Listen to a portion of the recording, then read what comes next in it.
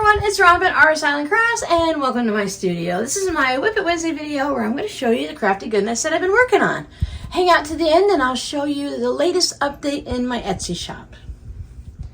My patrons and I worked on a new project this week. This was really like the first time sewing in this new studio, and it was more of a, I just need to get this done than an enjoyable thing. I can't wait to actually sit down and sew for fun or for Etsy or even just for videos, but to the point where I know my space is in good shape and I can easily find what I need. And I'm getting close there, and that's partly thanks to you guys, but we'll touch on that later on. We worked on a Scrappy Oh Susanna 12.5-inch block. There's so many variations for this block. If you just look up Scrappy Oh Susanna block, there are different versions and different placements of the fabrics and stuff like that in the half square triangles, but this is the version we did. I made a super scrappy one just using the red fabric, and I don't know what I'm going to turn this into yet. It's a 12.5-inch block. Maybe I'll bump it up a little bit. I can make a pillow out of it or a tote bag, or just add it into my collection. Now, I didn't bring any of my miscellaneous blocks with me. I put all of those in storage, so I'll just start a new collection at this house. And the other version I made, and I made this one on purpose, I wanted to see what it would look like with just the batiks. And this is a light gray fabric, and in this lighting, it seems to have a little bit of a blue tint to it. And I decided, even though I love my scrappy batiks and the play with the batiks, that this block in particular, I think it just looks better in one color. But maybe it would be different if I did an overall quilt with it. My plans for this one is I just need a little placemat to sit right here between my sewing machine and the end of the table, so when I sit down to eat lunch or dinner or even breakfast or whatever I'm doing, I have a placemat that I can sit at to eat. And I don't have to worry about it getting onto my cutting table or onto my sewing mat or just anywhere. And not that I'm necessarily a messy eater, but sometimes maybe you get something at the bottom of your plate or your bowl and you don't realize it, and then you set it down on the table and you have to clean, the table because you got food on it and stuff. I thought if I just made myself a little placemat, and using these fabrics, while I don't want to say I want to destroy my placemat, but if I happen to get some blueberry on it, or I made some pickled beets this week, if I get pickled beets on it and it stains it, it's not going to be a crisis situation. So this is still just two 12.5-inch blocks. It's not turned into anything yet, so I still need to put some batting on it, and I'll probably just do some really light quilting just to get my hands and my brain used to doing some simple quilting again. Whatever backing that I might come across, and that will be all set.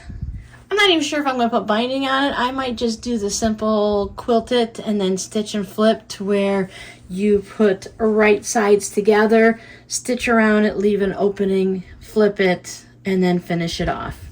Because again, it's just going to be a quick little simple placemat for me. It doesn't need to be amazingly durable. It doesn't need to look at stupendous. That's the word. It doesn't need to be just like awe-inspiring. I need it to be very utilitarian, and the quicker it's done, the better, in my opinion.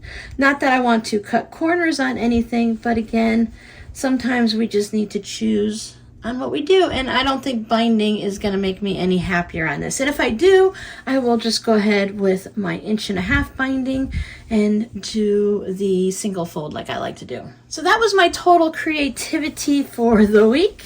This is my crumb curtain. I just took it down, and here we go. For the most part, it doesn't look like it's actually dirty, just maybe along the top edge. So I think I might just let this air out and let the wind hit it a little bit and just kind of freshen it up, and then turn it into the fabric postcards. If, as I'm going, I notice there's some kind of an issue and I see that it's really dirty, then I can go ahead and just wash it in the sink. I might cut it up into smaller pieces and hand wash it that way, just to make sure everything's nice and clean. But again, it's not like dirty, it's just going to be dusty. And I have vacuumed it, and I've brushed it off and beat it and all of that stuff. And as I'm looking at this and seeing all of the fabrics that I used before, it's going to be really fun to go ahead and turn this into future projects. The other thing that I have that I saved is actually a curtain that I had on my front door. Now my front door had one of those glass oval windows that was kind of wavy with some parts you can see through. We never minded that people could see through the window, but the problem is that the morning sun, because that front door at the old house faced the east, when that morning sun came in, it heated up the room, it shot you right in the eye and blinded you. So I was doing this swap where you would fill a medium flat rate shipping box from the post office and you would put a bunch of things in it. Maybe you had an old project, maybe you had some fat quarters, some scrap fabric yardage, maybe you had thread you didn't want to use or scissors, and you would just fill it up.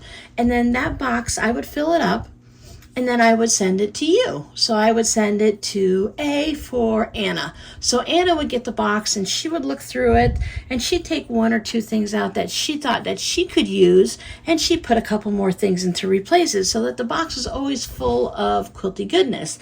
And then Anna would go ahead and send it on to B for Bob, and Bob would get it and he'd be like, okay, let me see what I would like. So in that process, I was doing that with a bunch of people online. I found this panel.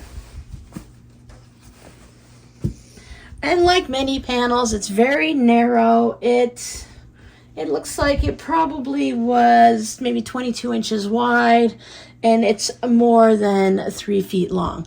So what I did is I added on some tabs to hang it from a magnetic rod off of my magnetic door.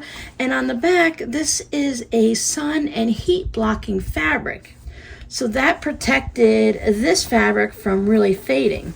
Now I've had it up for many, many years and I don't feel like it's really faded. And maybe it's not quite as vibrant, I don't know. But because of the oval window, I can't see like a definitive line here where the oval was, and this was on the metal door where the sun never hit it. So I don't see any certain fading in certain areas. The whole thing has the same color. This fabric here has the same bit as down here and all the way around. The browns are all looking the same and the oranges are the same. So I feel confident in saying that this hasn't faded. So I definitely wanted to keep this, and I'm going to take it apart and I'm going to use little pieces out of it to again make more projects. I think some of these would make cute little wall hangings, or maybe they can become fabric postcards, or it could become a zipper pouch. Maybe I can take a section. It's one of those panels that you really can't cut and do anything with. Like maybe you can do a straight line here and turn this into like a pillow or something, but the rest of these, you would have this section that you can go straight across, and then this section. So it's definitely a panel meant to be, like most panels, an entire project. So I have that. Now this, I'm definitely going to go ahead and wash it, simply because it's just one piece of fabric with the backing and I don't have to worry about seams and threads and stuff like that. This can actually go through the washer and dryer no problem. So that's going to be something that I want to work on. I'm going to sit with it a little bit, maybe prop it up against something, hang it up a little bit here so I can look at it and just let my mind in the background work on what I want to do with it. It's just too cute to not save it and to just go ahead, and I could donate it.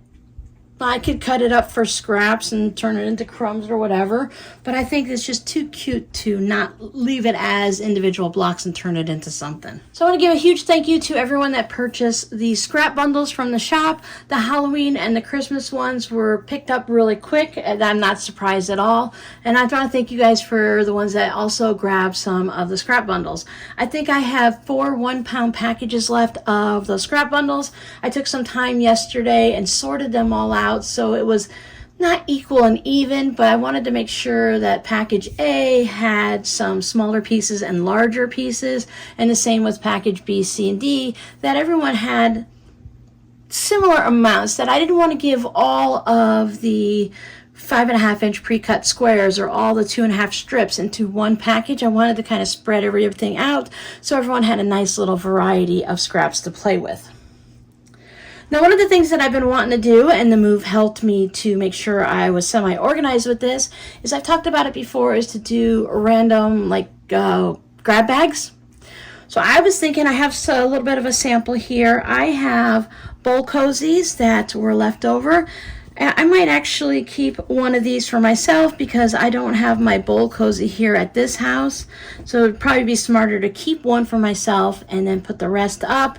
I have bookmarks. I have coasters. I have hot pads and pot holders, and these are the drink cozies we've made, the towels that I've made. I have crayon rolls that I made that you guys have never seen. I made these a long time ago that I was going to put in my art fire shop, and you could put all the little crayons in here and then you roll it up and you can put it in a diaper bag so that when you go out to eat and stuff, you can have some crayons for the kids to play with, and then everything rolls up nice and neat in there. You could also just keep them for in the playroom, and maybe you have something else you want to put in there. But I have a bunch of these, and I have needle cozies, and I have zipper pouches. I have a variety of things. So what I was thinking about doing is just to clear out this excess, to take care of things that we've made in videos that I've never posted in the shop or did anything with, that I would just go ahead and make some grab bag listings. And it's going to be like a mixture of things. You're not going to be able to, it's a mystery. You're not going to be able to say, can I have this or that? I'm pretty much just going to go through and put a certain number in a package and then list them. And depending on how many bundles you purchase, how many items you're going to get. I can't say like every time I'm going to put 5 items in there because I don't know what I'm going to have and what items. I just want to make sure that, gosh darn spam people, I tell you, they're always interrupting. I just want to make sure that you have at least $50 value. So for every $25, I'm going to put $50 value into your package. So you will be receiving double. But you just never know what might be in here. Do you remember when we made the pillowcase pin cushions? So there's a pin cushion inside with a pillowcase over it. I have some things that you guys have never seen. I was working on beading on top of this panel for a stocking. I was just having some fun doing some bead work with this.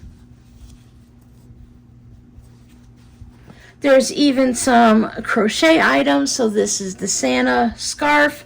There's his boots, and there's his mittens. Here's the zipper pouches that I'd made in the past for project bags. So we have all of these. I even have some mini quilts, so we'll just balance everything out. It's going to be a total surprise of what you do receive. So I'm not going to be able to pick and choose and give you exactly what you want, but if you really don't want a bowl cozy, you can put it in the notes, no bowl cozy, and I can do my best to not put something in, but I can't specifically choose everything. It makes it a little bit harder. I mean, if you really, really want something, you know that I'm going to do my best to get that for you. So if it's early on and if there's something you see that you really, really want, then we can go ahead and go with that. But I can't guarantee that after so many bundles sell that whatever you want is available. And one of the things is I just don't always have the time for that constant back and forth conversation. I don't have this available, but I do have this. Would you want this versus that? So there are a lot of fun things in here. And really, the variety is just crazy. So I'm going to go ahead and list these in the shop. That's what I'm going to do as soon as I'm done with this video. I will have put into the community tab that these are available. And by the time you see this video on Wednesday, you should also be able to find those in the shop. And then the next step is to work on the fabric postcard. The fabric postcard of the month club, I think, is what I'm going to lean towards. I'm going to have birthday versions, holiday versions, or just the postcard every month, and then you can order in increments of, I think I'll do 3-month increments, so you can do it just for 3 months, or you can go ahead and do it for a total of 12 months. And with that, I'll explain it more once I get it all listed, but it's basically you sign up, and if you sign up for 3 months, you will receive a fabric postcard that is at a higher level. I'm not saying that like my Scrappy postcards aren't fun, but I will do a Scrappy postcard club, and then I will do a rainbow postcard club, and then themed one for the holidays. So you're going to see the type of postcard, I'll have examples for you, and that's what's been kind of taking me a bit because I need to make the examples. So once all that's set up, we'll go into it more. But if you order in today's month. So right now we're in June. If you were to purchase it now, you would receive a if you were to join right now, if I had them up and you join in June, you would receive your fabric postcard for July, August, and September. And if you're just going for the random one, you're just going to get random postcards, whatever I happen to be working on at the time. You might even get some of my Scrappy curtain, or you could get some of that curtain I had on the front window. It could be solid fabrics. It could be fabrics that are done as a quilt as you go. Who knows, I might even do some embroidery at some point, but it's just going to be the random things. And if you join for 12 months, whenever you join, whether it's in July or August or whenever, you would receive a postcard every month. They'll come mailed in the little plastic mailer, so you receive it just like I mail them out. Or you can request to have them put into an envelope. But if you put them in an envelope, that raises up the shipping cost. So we'll have all those options and we'll talk about it. But for now, this is where we stand, and I'll go ahead and get these all listed. So thank you guys so much for hanging out with me, and I hope to see you on Friday when, I don't know, we're going to work on something. And it's probably going to be a little scrappy. I have an idea, but I don't want to say it just in case it doesn't happen. So come on back at Friday at 9 a.m. Eastern and see what I put up. Bye.